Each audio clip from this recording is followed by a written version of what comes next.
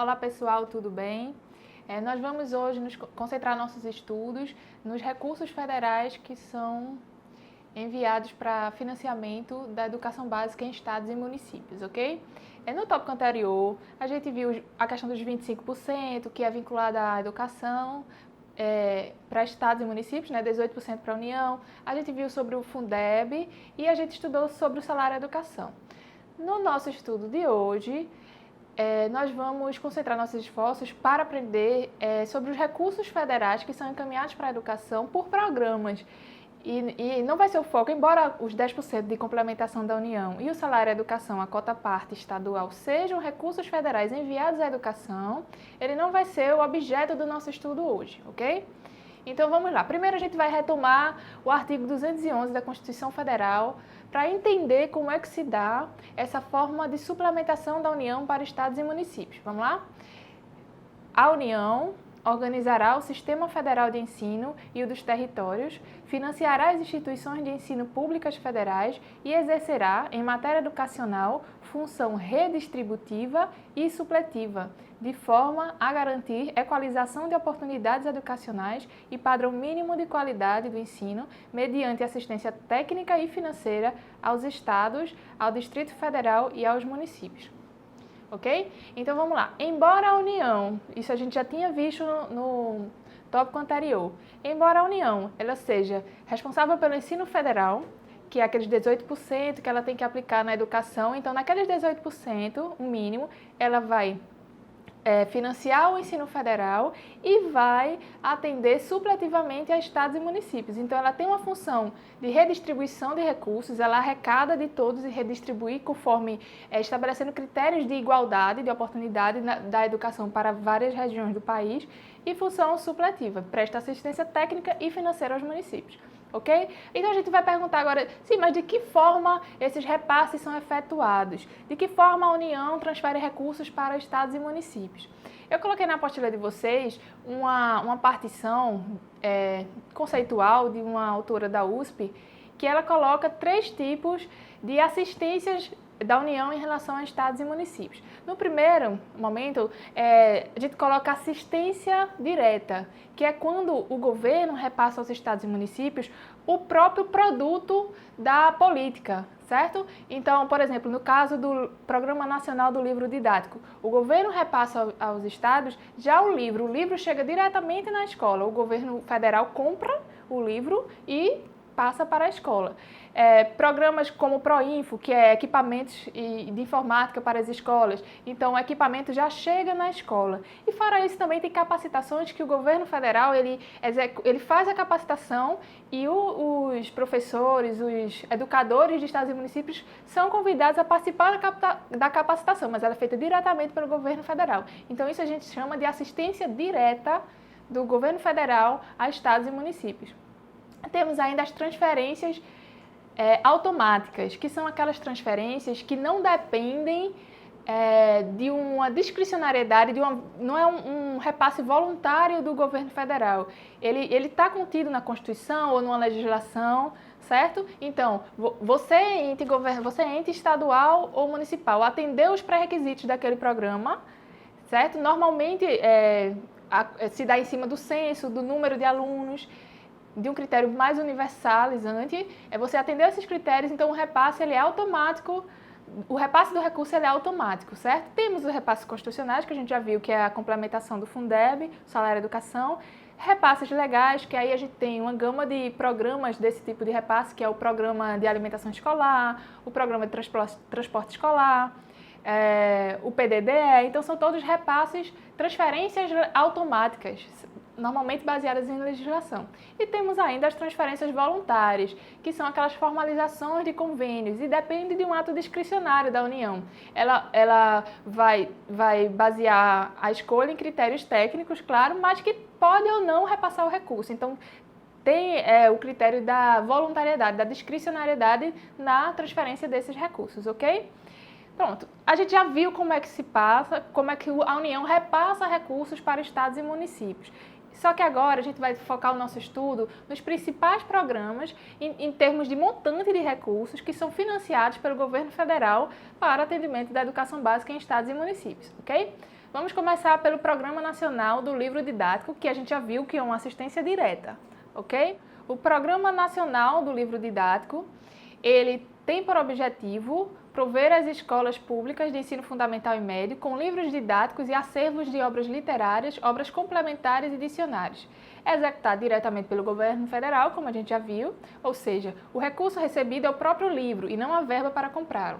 É uma transferência direta e, diferentemente dos outros programas, ele é baseado numa estimativa de aumento de matrícula mais uma reserva técnica. Então, normalmente os outros programas eles se baseiam no censo do ano anterior para repassar o recurso às escolas. É pelo número de alunos do censo do ano anterior. Nesse caso, ele pega o censo, faz uma projeção de crescimento, calcula com a reserva técnica e envia os livros, para não faltar livro para nenhum estudante, ok? Aqui são os dados, vamos voltar para o slide para ver os dados do Programa Nacional do Livro Didático para Pernambuco.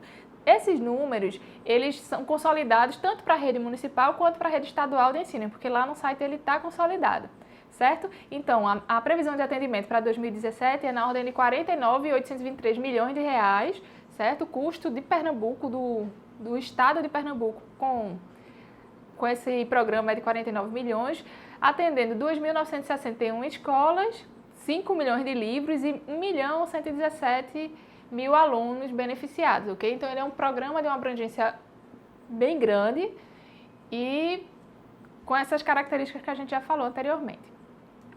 Vamos falar agora sobre o Programa Nacional de Alimentação Escolar, certo? O objetivo dele é contribuir para o crescimento, o desenvolvimento, a aprendizagem, o rendimento escolar dos estudantes e a formação de hábitos alimentares saudáveis por meio da oferta da alimentação escolar e de ações de educação alimentar e nutricional. Então, essa definição está contida no próprio site da FNDE para definir a merenda escolar. É como se dá o programa de merenda, não, de alimentação escolar, porque ele é um programa, esse recurso que é repassado do governo federal para estados e municípios, ele só pode ser destinado à compra de alimentos escolares. Então, eu não posso, por exemplo, pagar mão de obra terceirizada, comprar um fogão para a escola, que tem a ver com a merenda, mas o recurso deve ser destinado para a compra de alimento escolar, certo? E essa questão dessa suplementação, ela está contida no artigo, na Constituição Federal, no artigo 208, que estabelece que, além da educação, do ensino, os entes federativos ele tem que suprir os alunos com assistência à saúde, com alimentação, com livros didáticos. Então, é complemento do ensino propriamente dito, ok? Agora nós vamos ver os critérios de distribuição desse recurso. Esse recurso ele não é um valor exato por aluno, ele varia, ele é ponderado pela modalidade de ensino do aluno, o tipo, né? Vamos dar uma olhadinha. Para a creche, ele possui valor de R$1, então se eu tenho um aluno numa creche, eu vou receber R$1 por dia para aquele aluno. Se ele é um aluno da pré-escola, 50 centavos. Se é uma escola indígena e quilombola, 60 centavos. O ensino fundamental, médio e a educação de jovens e adultos, 30 centavos. Esse valor é o que a gente mais comumente recebe para nossas escolas, né? Nossas escolas de ensino fundamental e médio regular, eles recebem 30 centavos por aluno e por dia letivo, né? São 200 dias letivos e a gente recebe por cada dia letivo 30 centavos. Para ensino integral, R$1. Alunos do programa Mais Educação, 90 centavos. E os alunos que frequentam atendimento educacional especializado no contraturno, 50 centavos. Então, esses são os valores do PNAE para a complementação da alimentação escolar. Perceba que o tema merenda escolar ele é bem mais amplo. O custo da merenda no governo do estado ultrapassa os 200 milhões, em torno de 240 milhões. E o PNAE, no Programa Nacional de Alimentação Escolar, com os gêneros alimentícios, ele suplementa em 57 milhões. Na realidade, não é suplemento os 200, o custo dos 200, os 57 está incluso. Então, a merenda toda custa 230 milhões para o estado, dos quais 57, 58 milhões são financiados pelo FNDE, né, pelo Ministério da Educação, através do Programa Nacional de Alimentação Escolar, ok? Bom, vamos agora falar do Programa Nacional de Transporte Escolar. Como o próprio nome já diz, ele é um programa que se destina a atender estudantes que necessitam de transporte para ir para a escola em zonas rurais, ok? Ele consiste no custeio de despesas com manutenção de veículos utilizados para o transporte de alunos da educação básica pública, residentes em área rural ou ainda para o pagamento de serviços contratados junto a terceiros para o transporte escolar. Também é uma transferência automática legal, ele está previsto em legislação, então eu tenho um número de alunos, eu fiz o censo do ano anterior, eu tenho alunos residentes em zona rural que utilizam transporte escolar, então eu já estou apta a receber o recurso do governo federal para esse transporte, certo? O valor per capita ano varia entre 120,73 e 172,24, de acordo com a área rural do município, a população moradora do campo e a posição do município na linha de pobreza. Então, a gente percebe que se eu tenho um município que ele tem uma grande extensão territorial, o custo do transporte naquele município, obviamente, vai ser mais caro do que o custo de transporte em um município menor. Então, a locomoção, a quilometragem rodada por aquele serviço terceirizado ou pelo meu veículo, ele vai ser maior. Aí, por conta disso, as escolas que têm, os municípios que têm uma extensão territorial maior, eles vão receber mais recursos.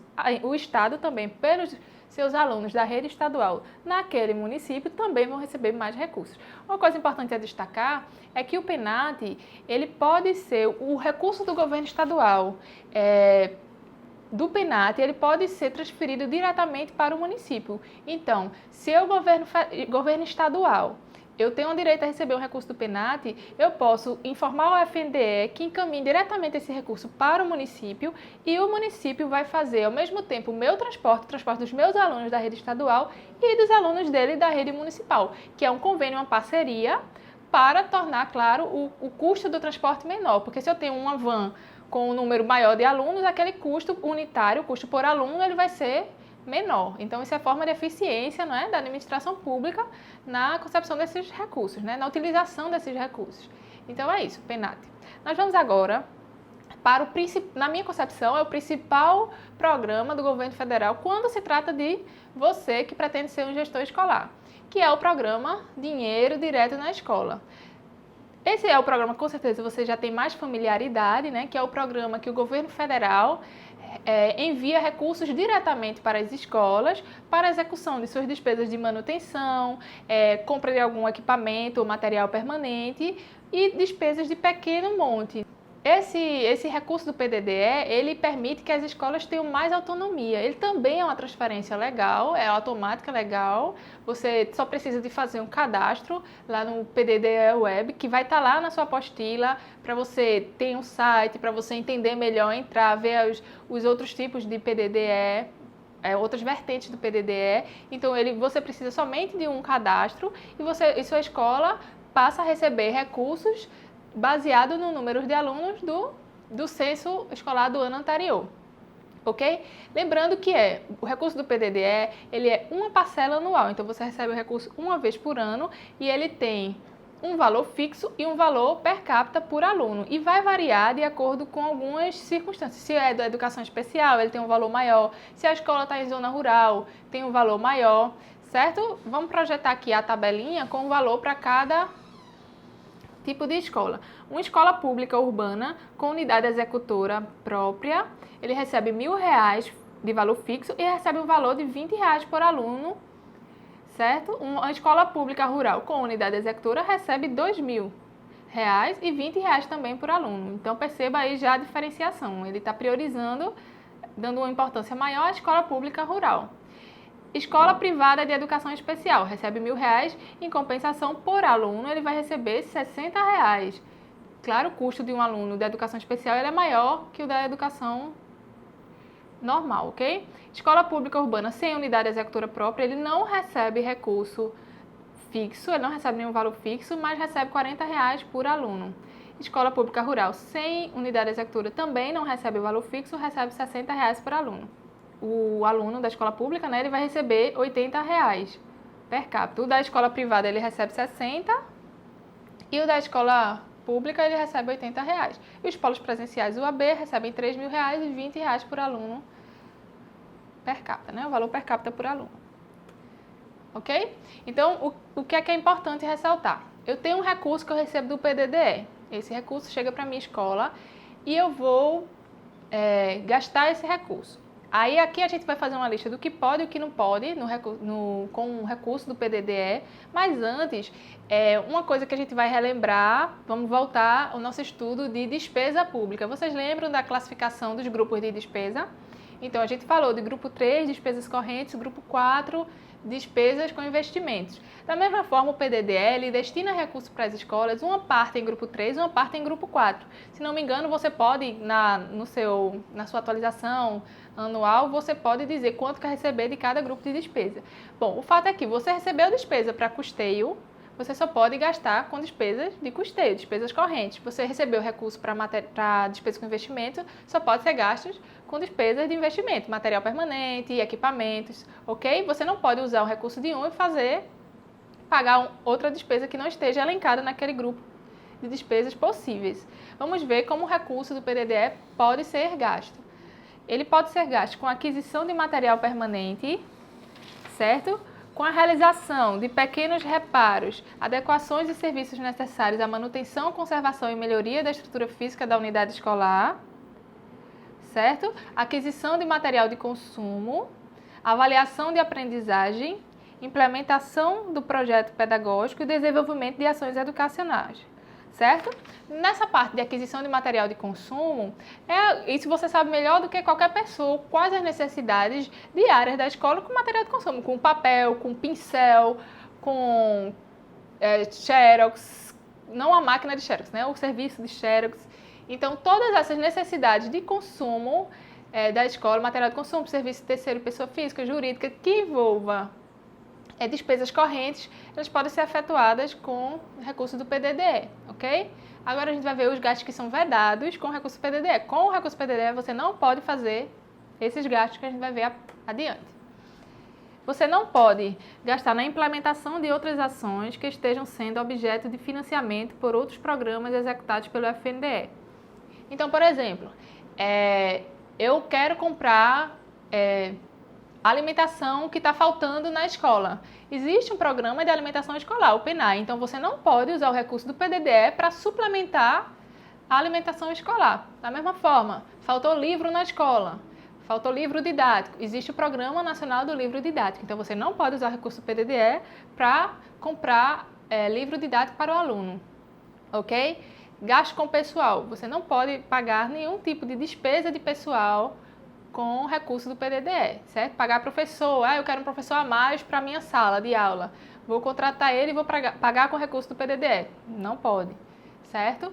Pagamento a qualquer título a agente público da ativa por serviços prestados. Empresas privadas que tenham em seu quadro societário servidor público da ativa ou empregado de empresa pública ou de sociedade de economia mista por serviços prestados, inclusive consultoria, assistência técnica ou assemelhados.